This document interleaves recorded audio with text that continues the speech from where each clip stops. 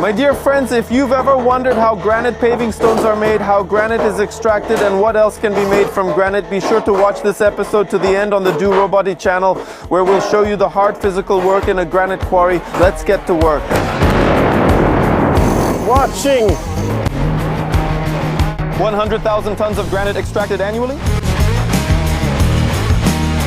It crushes that stone with 150 tons of force on those small teeth. This one I think weighs about 10 tons. So 5,000 zlotys? That's it, right? 5,500. They earn more by doing more since they are paid by the piece. I'm here with Andre, welcome. Hello Wojtek, hello and welcome. Welcome, director of the Impexter mine. You extract granite here, it's really impressive. This is my first time in a place like this. Who do you extract this granite for? We extract granite for our partner companies, mainly for natural granite. These companies then process the granite into the final product.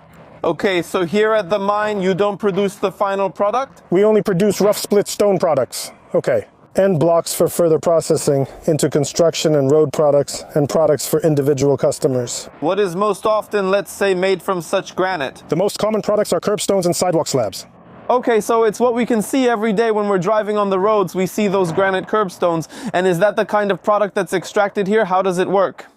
Well, first of all, it's extracted using explosives. We blast out larger blocks, which are then split into smaller ones using pentrite cord.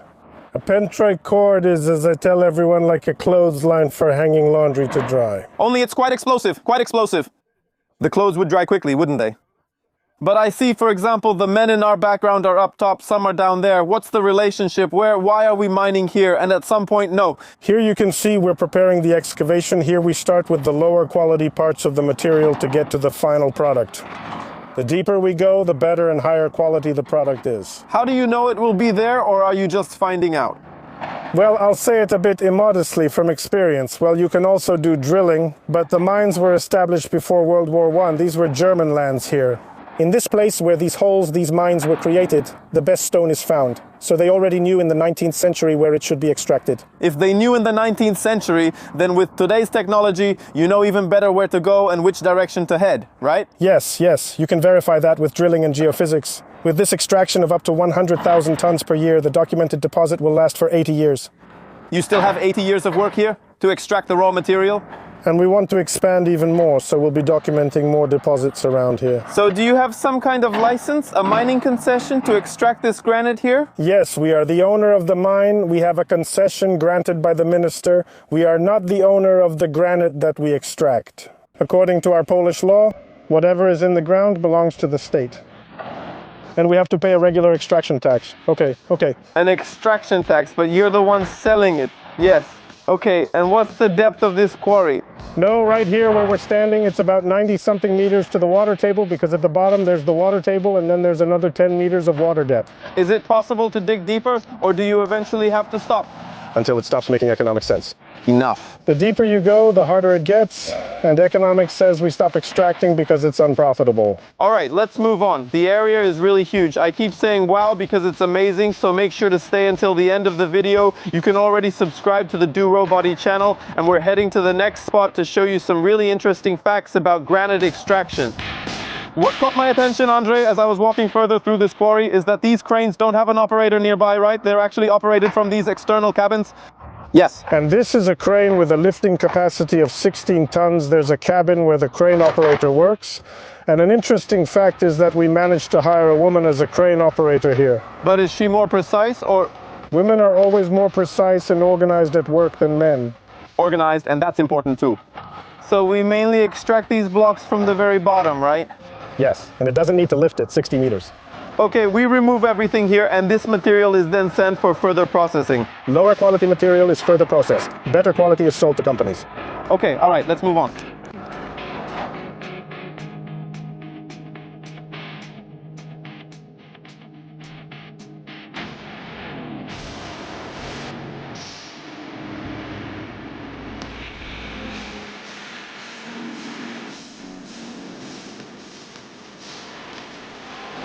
So now you could say we're at the beginning of extracting this granite. I see an explosive charge, if I can call it that, being loaded into the hole. This really is an explosive charge. It's a PETN fuse with a weight of 20 grams per meter, and with it, a large granite monolith is separated. Okay, which is later split. It's later split into smaller blocks for processing.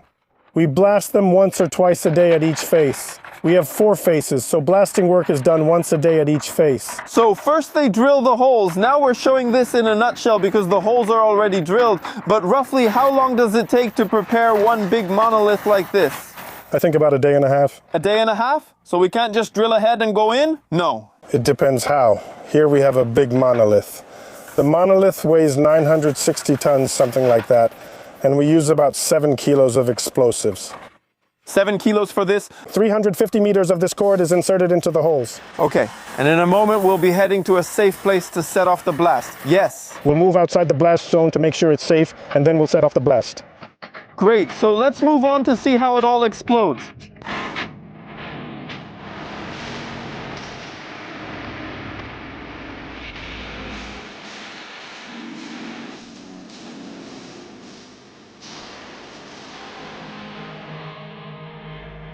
We're still before the blast, but I also have a question. Are you able to profit from everything here? Is it all granite, every layer? Yes, when we look at the granite blocks that the quarry extracted, they're white, nice, and well-shaped. They're very valuable. There's an area that we need to prepare. As you can see, the quality of this is so-so, I would say, so we process this material into aggregate. We want to crush it, transport it to the crushers, and use the crushers to get mixtures and aggregate. Okay, for example, for roads or maybe some yards. Yes, roads for concrete. So you profit from everything? Yes? No. We make less on one thing, even less on another, and on the third we might even lose money, but we have no waste. We sell everything. Nothing goes to waste here. You say it like you make no money. You lose money on one thing, less on another, and even less on the third. So where do you earn the most? We make the most money on those valuable blocks. We'll eventually show what you make the most money on and what that block looks like. For now, we're leaving since you can already hear the sounds and signals. Signals telling us to move outside the blast zone. We're going to carry out operations with the tank. All right, let's go.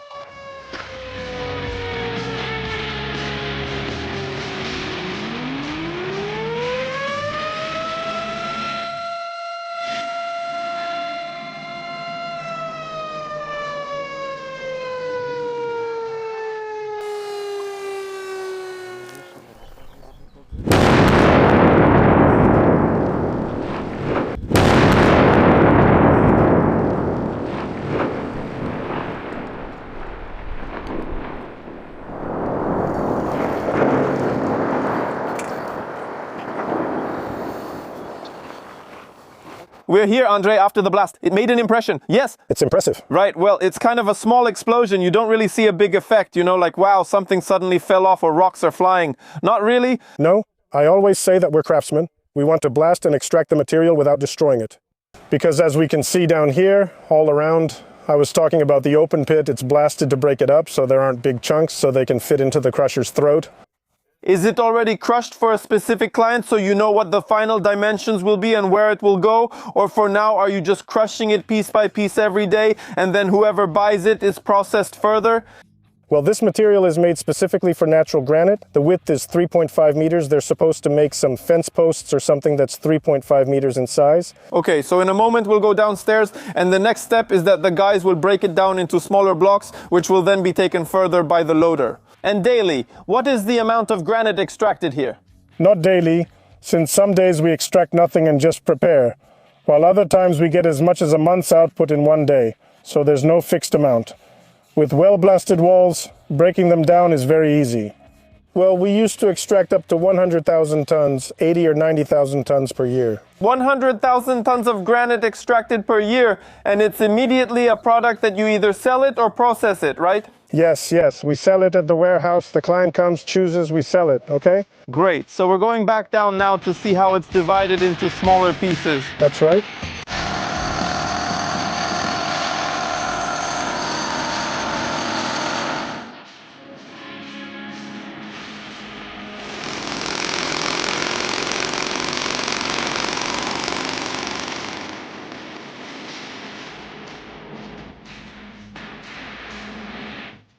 behind us, we can see the quarried material in these huge blocks. And now the gentlemen are dividing them. It's being divided by the general quarry workers into smaller pieces using pneumatic drills, diamond drill bits, and 3-part wedges. They once used a hammer for this, but now use pneumatic hammers. After separation, a loader removes the block, which is then sent to the warehouse for processing. There are no electric machines at the mine due to the presence of explosive charges. Is that correct? Yes, you understand well. Everything is pneumatic. The heart is the compressors. Air is distributed across the mine, so there's air everywhere. No problem. And we use pneumatic tools. And the size of these blocks, how everything is divided, is that estimated by the miners, I don't know, by eye, that they should drill here and the block should be this size? Or do they measure it somehow beforehand? No, first of all, nature determines how it looks. If everything fits, then we cut it individually for the client. Here's an example. When making 50 by 50 slabs, the ideal size is 20 by 20 by 100 to avoid waste. Okay, so we'll talk more about the value of these materials today, because that's also interesting. Different sizes of material can weigh the same, but the value can be completely different. Yes, it depends on what it's used for.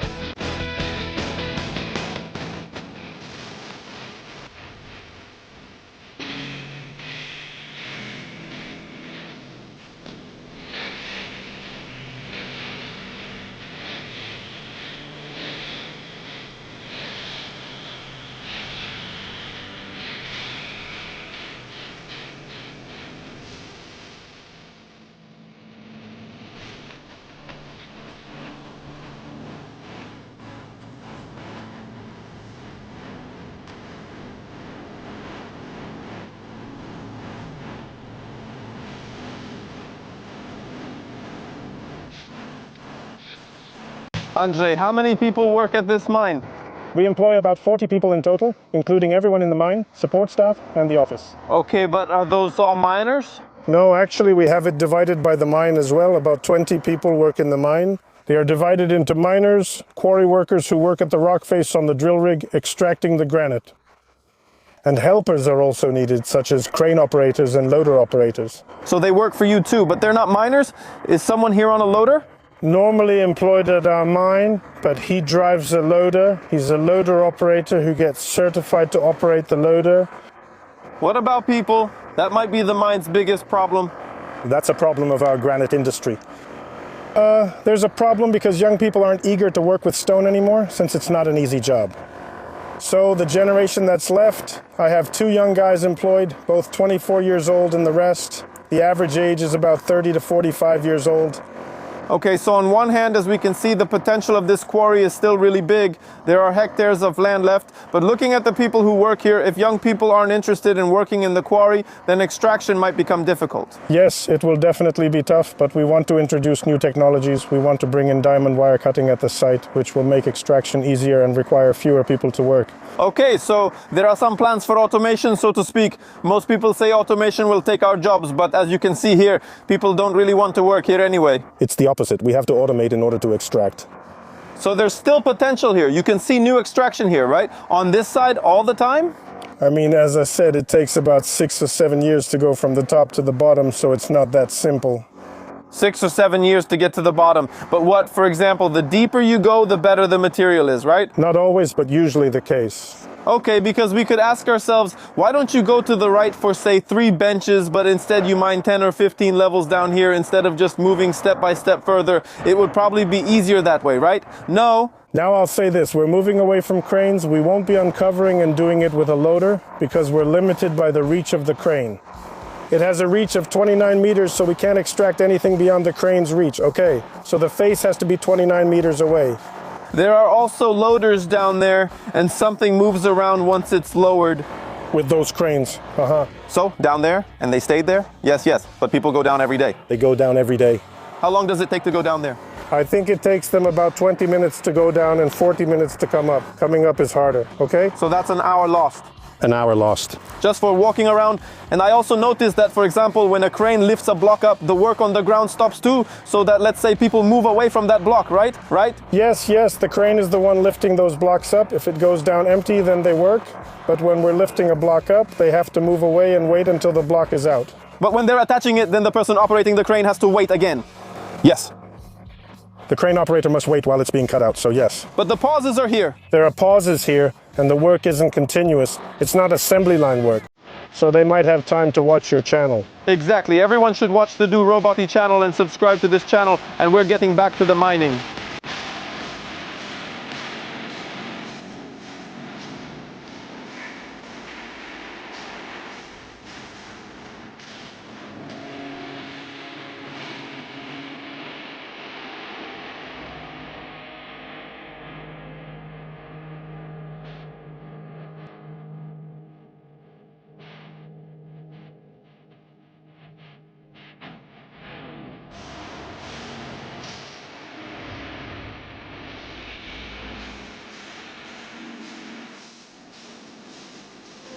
Andre, looking at the man behind us, I'd like to say that no machine is likely able to replace him. No, it's like Unity. He can work on that machine like a world champion. I'm just looking at the joysticks he's controlling. More than one young guy who plays FIFA or something on controllers on PlayStation or whatever would envy the way he works those joysticks. He does it incredibly. Yes, he's really something else. What's going on here? That's what happens when material comes from the excavation site. Here we break it into smaller pieces.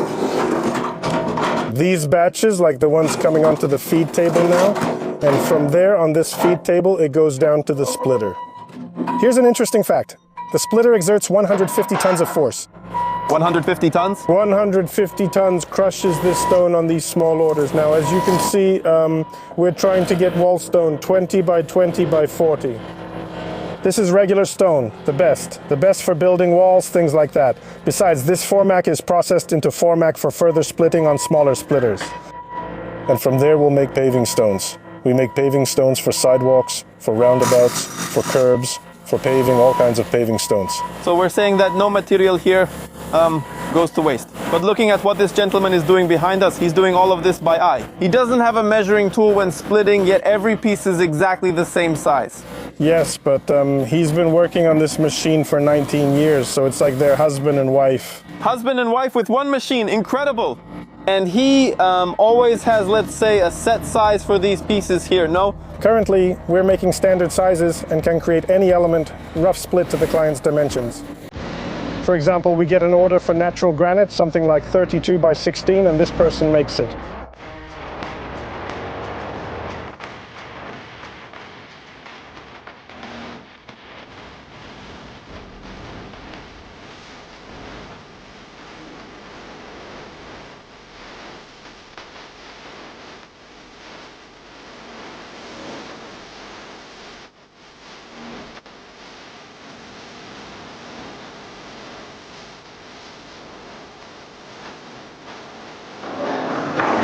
Andre, if someone had ever told me when I walked through a granite paved market square in some city that every paver is split by hand, I would never have believed it. But now that I've seen it with my own eyes...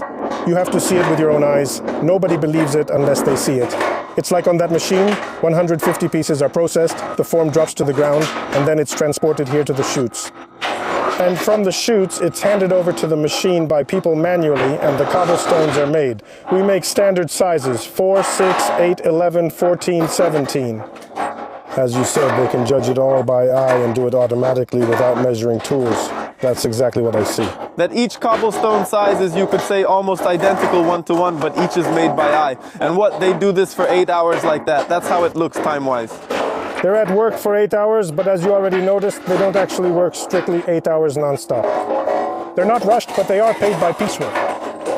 They earn more by doing more since they're paid on a piece rate basis.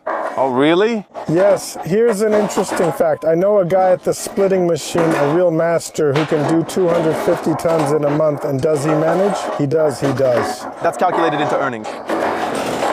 All right. We have to pay them well because there aren't enough workers. So it's hard work and also good pay. And like you said, it's piecework, so if someone does 250 tons, they'll earn much more than if they were paid by the hour and just pretended to work, for example. No, that doesn't make sense. It doesn't work that way. So each container is weighed afterwards, right? Yes, the loader goes over the scale. It weighs and logs my loads in the system? They radio the information to the girls in the office and it's recorded there, okay? But like I said, it's really hard work. If a person moves 10 tons of just stone, that's how it looks, honestly. Yeah, so everything is done by hand? All done by hand. Every paving stone passes through someone's hands. Amazing.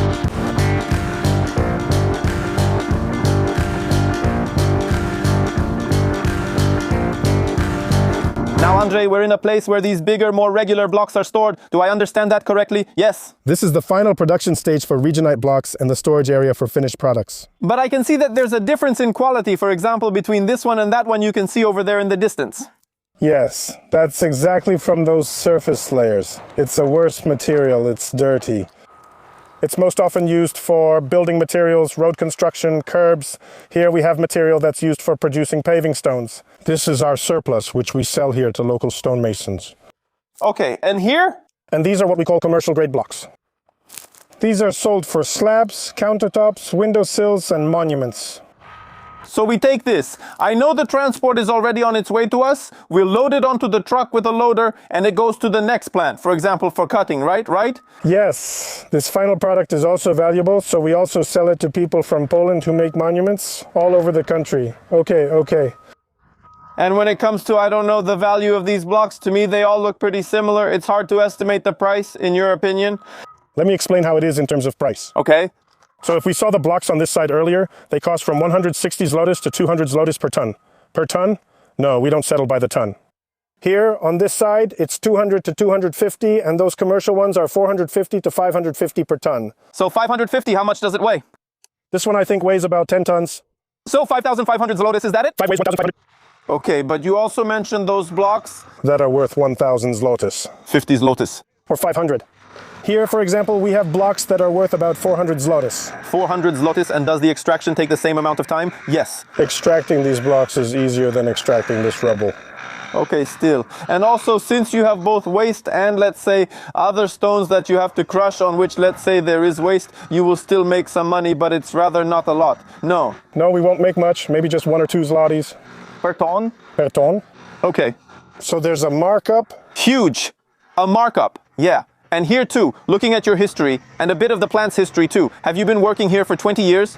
I've run this company for 21 years. Okay, so you've already worked with a lot of granite. Yes, I don't count or keep track of the amount. But also, looking at the people who work here, you could say they work like machines, they know what to do. Everyone here has their own task to perform, no one is standing over them. That's also nice, it's just that a big block arrives and he knows he has to divide it, he knows how to do it, he knows into which parts. It's not exactly as you say, maybe it just looks that way. There is supervision over them, there has to be someone who oversees it, who watches over everything. Because after all, I'm using heavy materials, and as you could see, the work is dangerous, it's work at heights, so someone has to be responsible for it. No, so what, now we'll load this big block or maybe 2 blocks onto the truck and move on? We're going to the processing plant.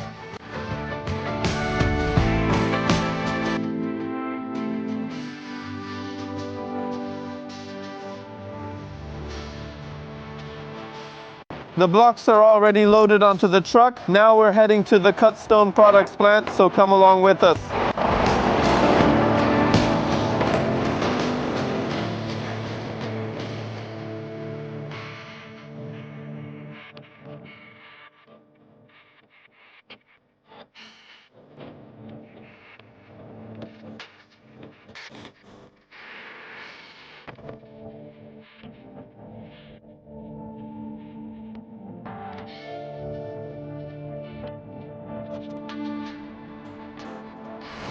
Andre, I just arrived with the transport of that big block that's being stored over there.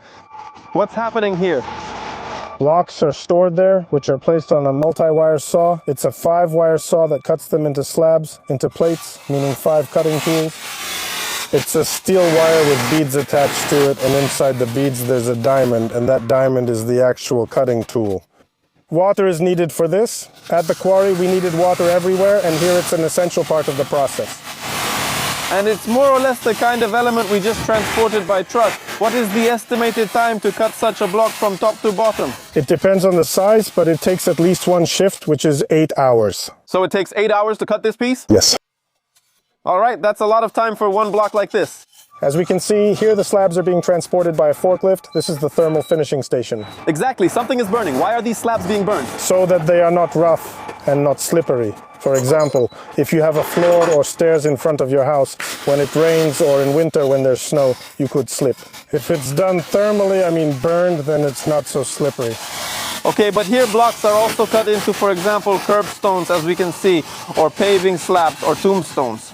Yes, here is the final product. Curbstones, paving slabs, edging stones. Earlier, Andrzej, We saw split cobblestones. Now these are cut cobblestones. So now one person, let's say, does it together with the machine. Yes. There, a person had to move everything by hand, and you're right. To crush. And the sizes of the cobblestones are also set. Yes. Here you can see it's already 10 by 10. And it's not a saw, not like that previous wire? Just a saw, yes. But here we have a cool solution. We have 2 saws working at the same time, so it's twice as effective. Just like with the 5-line setup, there were 5 cuts. Here there are 2 cuts at the same time with each pass. Okay, but they make several passes to cut through, right? It's not done all at once. But layer by layer, you can see it. You can see the step marks. I'm not sure of the exact amount, but I think the step down is about 5 millimeters per cut. This kind of fiber also reaches the final customer later. Yes. To the final one. Andrzej, another question here. Who decides for the company what needs to be cut, what needs to be sliced, and into what pieces? Is it like today we spend the whole day cutting pavers, and tomorrow we make those beautiful curbstones? No. As always, the client comes first. We fulfill the orders we receive. Is all this already made for the client? For the client. Here, unlike my place, we don't produce standard products that just sit waiting for buyers. Here we make everything specifically for the client because the client wants a particular type of slab or a particular kind of paver, maybe a centimeter bigger or smaller, or different kinds of paving slabs. Everything is made for the client. Ultimately, it's all for the client. Soon we'll head to the end customer as we're loading this material onto the trailer. Yes, and we'll show how it looks directly at the construction site, which is what everyone is waiting for on one hand, and on the other hand, what everyone sees every day. The granite paving stones already laid down. And now everyone will know where these paving stones and slabs came from and how they are made. Now we are already at the final construction site where the product is laid and where it is located. So if you want to see in the next episode how granite paving stones are laid, be sure to write about it in the comments, and we will show you the work at the company that deals with and installs such paving stones. And with me is Dominic. Welcome. Hi, Wojtek. A specialist from Granite Naturalny. We see a lot of different granite solutions at this site. What do we have here? First of all, here our client has a wall, we have a terrace, we have a walkway to the terrace, and we also have planters made from paving stones from such palisades. So the use of granite is really broad. We are able to make almost anything out of granite, right? Anything the client wants for the house and garden from granite, we are able to do it. Exactly. In the footage, we saw a lot of human work to create these cobblestones, these slabs here. Here we see the final effect, and now comes the question we should have actually asked at the very beginning. Why granite and not, for example, concrete? Well, because, you know, it's the most durable in its very nature, right? Compared to concrete, for example, it doesn't lose its color and it also doesn't deform, right? If you buy granite and use it at your place, you'll have it for years, right? Basically, until you get bored of it and want to change, it's, so to speak, maintenance free, right? It doesn't require any additional upkeep. Well, yes, for sure. Everyone watching knows the old German roads where tanks used to drive. Granite is still there on those roads today, or the old town squares where granite is also used. So it's a timeless and versatile material. That's how you can sum it up. What's nice is that today the prices of granite have dropped significantly, but the quality of the stone remains the same. So now you know you can buy a terrace tile from us for as little as 100 PLN per square meter, including tax. That's great. It's a price that's really comparable to concrete or even to deck boards. And most importantly, after watching all the material here on YouTube on the Do Roboty channel, you can really feel the human touch in every single paving stone now. Yes, exactly. Something I didn't know or feel before. After today, I have huge respect for every granite paving stone we see anywhere, whether it's on the road, on the street, or in the market square. Let's carry that respect with us. Thank you very much for telling us so many details about this final product, because it's clear that it's really used in every inch of this project. And I ask you all to give lots of thumbs up for those human hands that worked in this factory, that worked in the quarry, so that this granite paving stone would look just the way it should. So if anyone is interested, feel free to reach out. We're available. The link is in the description. Click, follow, check out the prices and products, and see you in the next video. This is Wojtek Kaczmarczyk. I'm very glad you made it to the very end. Thank you for watching this video, and I encourage you to check out more videos on the Do Roboty channel. Watch the next video to see what interesting things I recorded.